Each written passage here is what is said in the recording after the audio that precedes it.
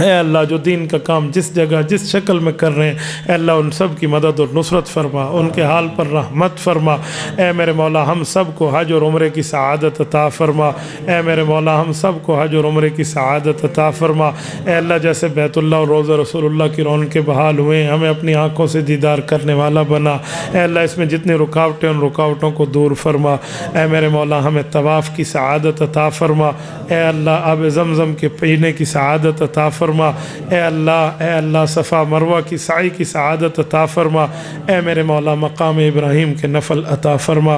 اے میرے اللہ ریاض الجنہ کی عبادت عطا فرما۔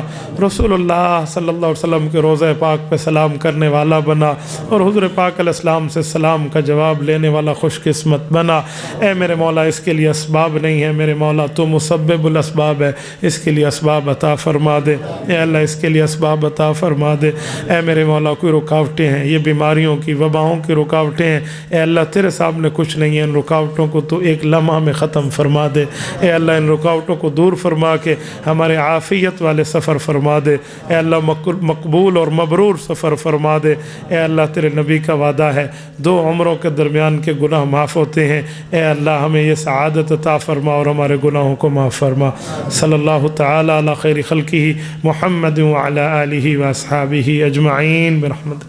إلهي واسع الكرم ورب البيت والحرم إليك أتيت